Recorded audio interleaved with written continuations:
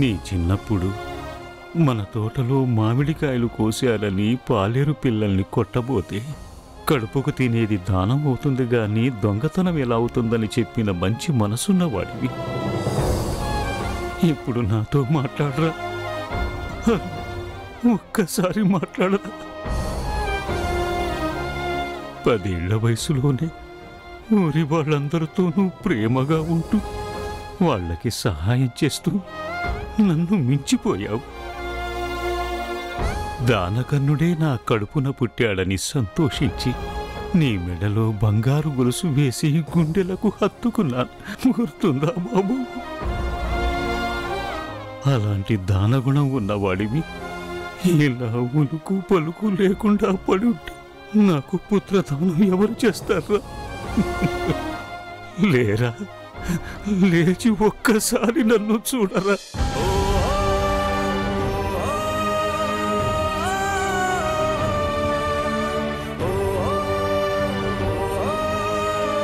మీ అమ్మ చనిపోయినప్పుడు నేను ఏడుస్తూ ఉంటే నాన్న, అమ్మ ఎప్పుడూ నవ్వుతూ ఉండేది కదా. నువ్వెందుకు ఏడుస్తున్నావని 6 ఏళ్ల వయసులోనే నా కన్నీళ్లు తుడిచావు. అటువంటిది ఇప్పుడు నీకోసం ఏడుస్తుంటే లేచి నా కన్నీళ్లు తుడవబెట్రా. అరే అరుణ్, లేవరా, ఒక్కసారి లేచి నన్ను చూడరా.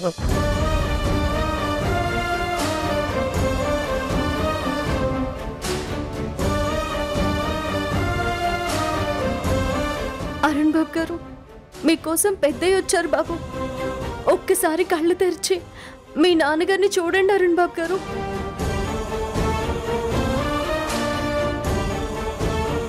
డాడీ, మీరు మా కోసం కాకపోయినా మీ నాన్నగారిని చూడ్డానికైనా ఒక్కసారి కళ్ళు తెరవండి డాడీ. ప్లీజ్ డాడీ, ఒక్కసారి చూడండి డాడీ. డాడీ, మీకోసం తాతయ్య వచ్చాడు డాడీ. మీరు కళ్ళు తెరిచి ఒక్కసారి చూస్తే తాతయ్య చాలా సంతోషిస్తాడు డాడీ. చూడండి డాడీ. లేవండి అరుణ్ బాబు గారు, పెద్దయ్య గారిని ఒక్కసారి చూడండి. సార్, మీ నాన్నగారు మీకోసం ఎంత బాధపడుతున్నారో చూడండి. ప్లీజ్ సార్, మేమందరం మీతో మాట్లాడి చాలా రోజులైంది.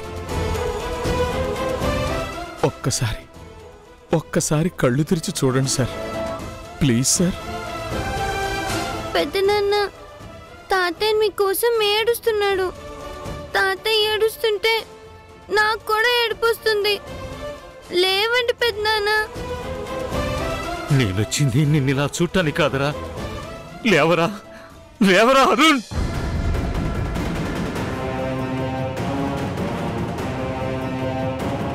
అరే, నేను నిన్నిలా చూడటానికి రాలేదురా, నీతో మాట్లాడటానికి వచ్చానురా. నీకు నా చేత్తో అన్నం తినిపించాలని వచ్చాను. నన్ను క్షమించమని అడగటానికి వచ్చాను. అరుణ్, లేరా అరుణ్.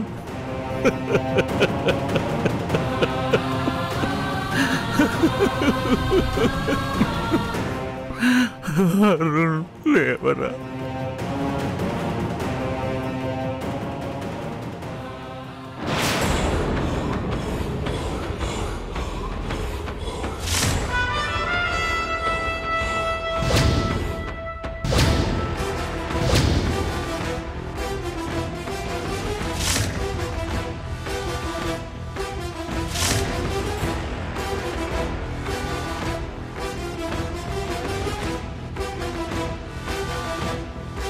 తేజ, పిన్ని, ఏడ్చింది చాలు. ఏడుపులతో మీ నాన్నగారి ప్రశాంతతను పాడు చేయొద్దని ఆయనతో చెప్పు.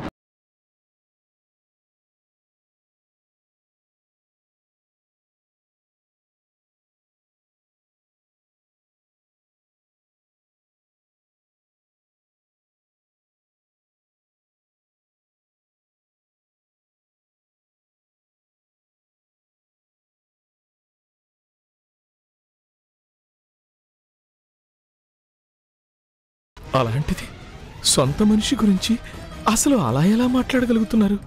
చెప్పేది నీకే తేజ. పిన్ని, తాతయ్యనిప్పుడు నువ్వు చెప్పావు, నేను విన్నాను. తీసుకొస్తానన్నావు, సరే అన్నాను. వచ్చారు, చూశారు, ఏడ్చారు. ఇక చాలు, వెళ్ళిపోమని చెప్పు.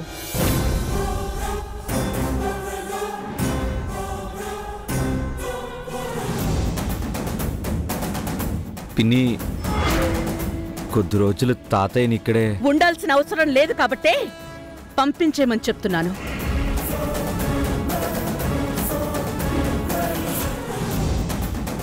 వెళ్ళిపోమని మీరు చెప్తే మర్యాదగా ఉంటుంది. నేను చెప్పాల్సి వస్తే అలా ఉండదు. అందుకే మీకు చెప్తున్నాను.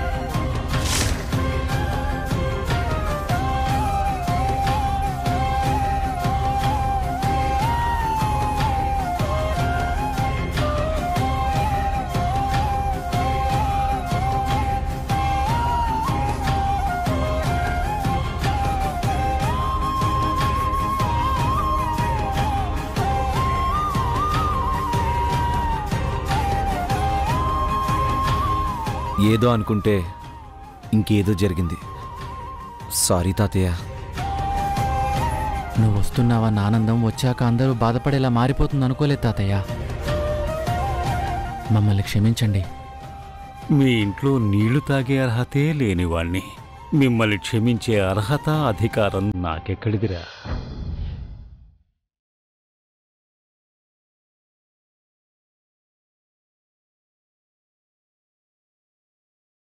వస్తానమ్మా.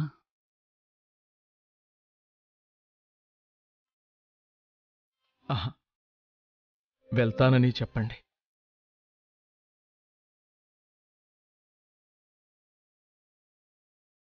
మళ్ళీ ఇక్కడికొస్తే ఇలాంటి అవమానాలు తప్పవు. మీరు భరించలేరు.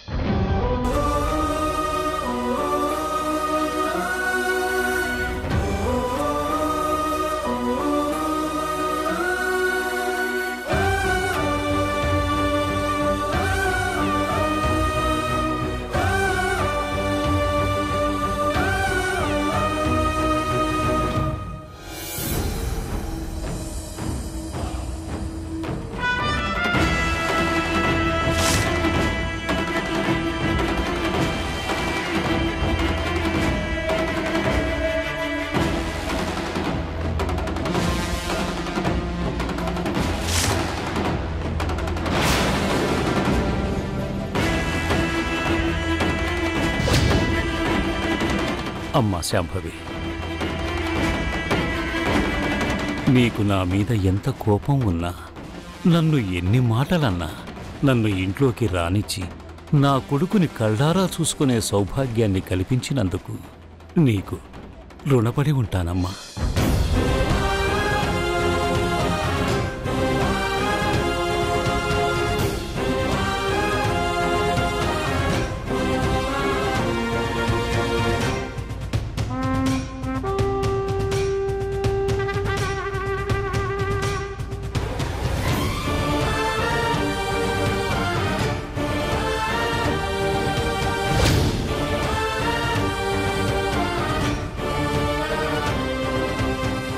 ఆగండి, ఆగండి.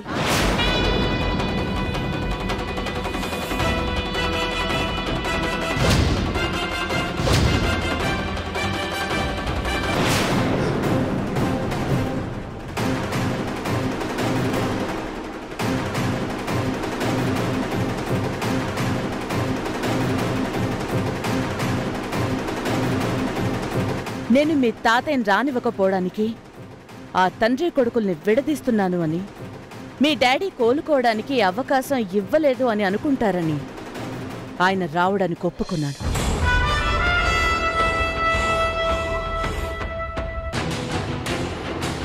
ఆయనొచ్చారు, కొడుకుని చూశారు, కొడుకుతో మాట్లాడారు. ఆయన ఏడ్చినా కూడా మీ డాడీ కన్ను రెప్ప కూడా తెరవలేదు. దీన్ని బట్టి మీకేం అర్థమైంది?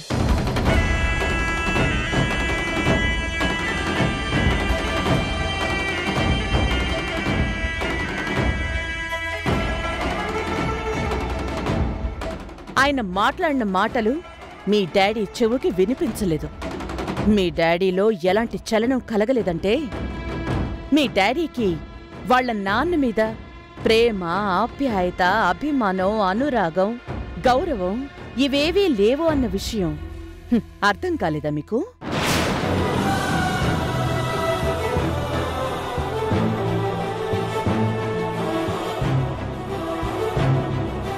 మీ నాన్నకలాంటివేం లేవు కాబట్టి వాళ్ళ నాన్నని పట్టించుకోలేదు.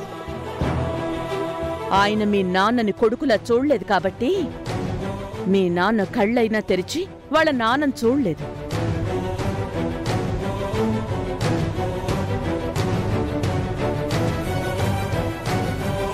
తండ్రి అనేవాడు కొడుకు చెయ్యి పట్టుకుని నడిపించాలి. కొడుకు భుజం తట్టి ప్రోత్సహించాలి. కష్టాల్లో ఉన్న కొడుక్కి ధైర్యం చెప్పి వెన్నుదన్నుగా నిలబడాలి.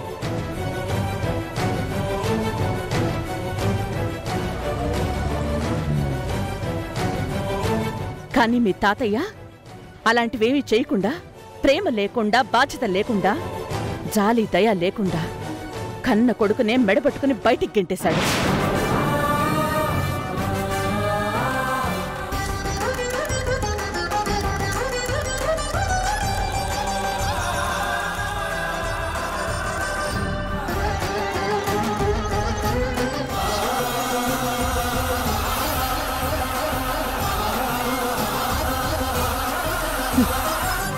ఆయన చేసిన పనికి మీ అమ్మా నాన్నలు ఎన్నో కష్టాలు పడ్డారు.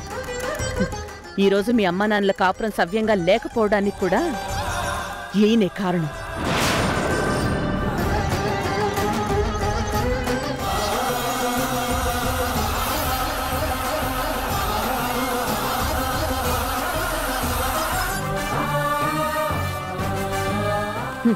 మీ నాన్న ఆరోగ్యంగా ఉండుంటే ఇలాంటి కసాయి తండ్రి మళ్ళీ వచ్చాడని తెలిసి ఈయన మొహం కూడా చూసుండేవారు కాదు.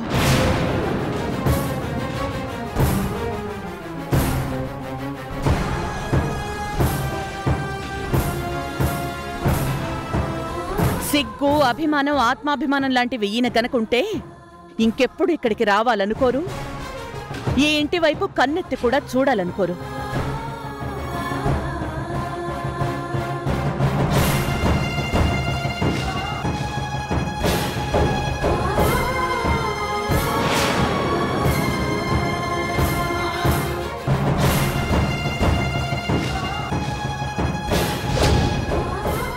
ఇక బయలుదేరండి.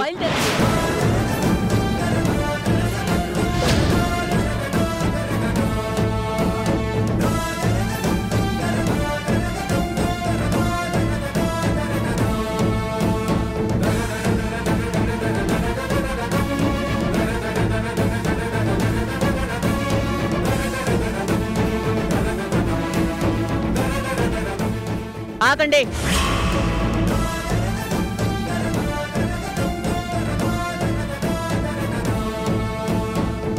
ఆయనను సాగనంపడానికి ఎవ్వరూ వెళ్ళక్కర్లేదు. ఒంట్లో ఇంకా సత్తు ఉందిగా, వెళ్తాడులే.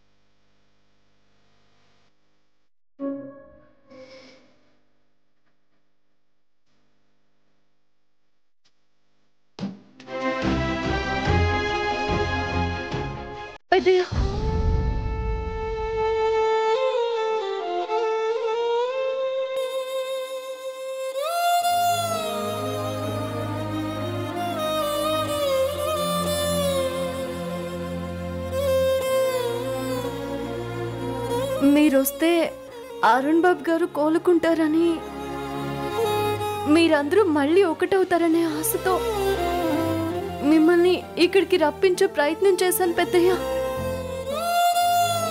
కానీ మీకింత అవమానం జరుగుతుందని ఊహించలేదు. నన్ను క్షమించండి పెద్దయ్య.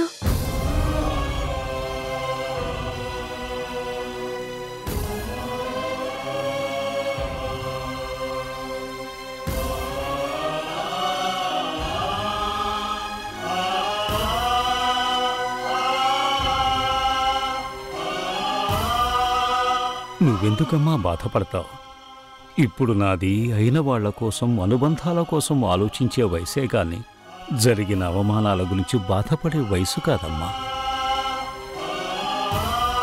నాకేం బాధ లేదమ్మా. నీ కారణంగా మళ్ళీ ఈ ఇంటికి రాగలిగాను. నా కన్న కొడుకుని కళ్ళారా చూసుకోగలిగాను. నాకు జరిగిన అవమానాన్ని, నాకు కలిగిన బాధను మర్చిపోవటానికి ఆ ఆనందం చాలమ్మా. నన్ను నా కొడుకును చూసుకునేలా చేశావంటే ఏదో ఒక రోజు వీళ్ళందరినీ నువ్వు మార్చగలవని నాకు తెలుసు. నాకు నీ మీద నమ్మకం ఉందమ్మా.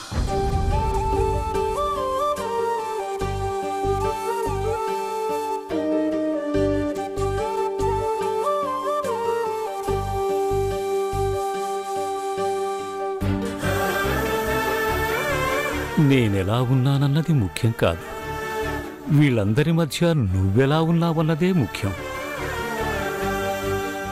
నీ కాపురం ఎలా ఉందమ్మా?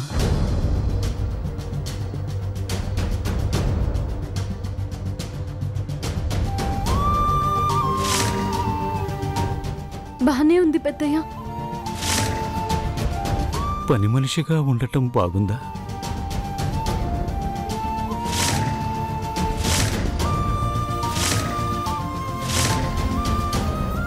నా మనవడు నా గురించే ఏమీ మాట్లాడలేనప్పుడు ఇక నీ గురించి ఏం మాట్లాడతాడు?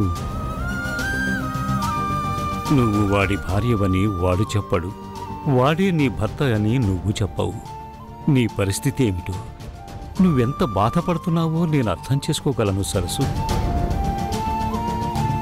ఉదయించే వెలుగును చూడాలంటే ముసిరిన చీకట్లు తొలగిపోయేంతవరకు ఎదురు చూడక తప్పదమ్మా. కష్టాలకి, సమస్యలకి, బాధలకి భయపడి ఈ ఇంటికి దూరం కావద్దు. నీ భర్త రాహుల్ని విడిచిపెట్టద్దు. ఎన్ని కష్టాలు వచ్చినా నీ కాపురం నిలబెట్టుకుంటావని నాకు మాట ఇచ్చావు. నీ భర్త మనసులోనే కాదు, ఈ ఇంట్లో వాళ్ళందరి మనసులో కూడా స్థానం సంపాదించుకోవటానికి ప్రయత్నించు. నేను నీకేం చెప్పక్కర్లేదు. చిన్నదానివైనా ఎవరితోటి ఎలా మసులుకోవాలో, ఎవరితోటి ఎలా ప్రవర్తించాలో నీకు బాగా తెలుసు. వెళ్ళొస్తానమ్మా. జాగ్రత్త. పెద్దయ్య, ఒక్క నిమిషం పెద్దయ్య. ఏంటమ్మా? ఒక్క నిమిషం పెద్దయ్య, ఇప్పుడే వస్తా.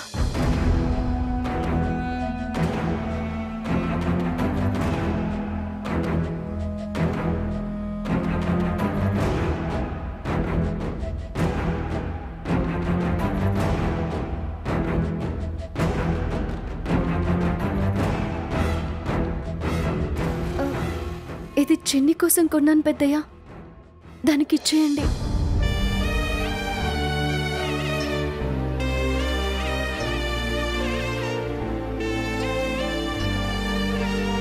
చిన్నిని అడిగానని చెప్పండి. త్వరలోనే మీ అక్కొచ్చి నిన్ను తనతో తీసుకెళ్తుందని చిన్నికి ధైర్యం చెప్పండి పెద్దయ్య. ఆ మాట నువ్వు నాకు ప్రత్యేకంగా చెప్పాలా అమ్మా? వెళ్ళొస్తాను. జాగ్రత్త.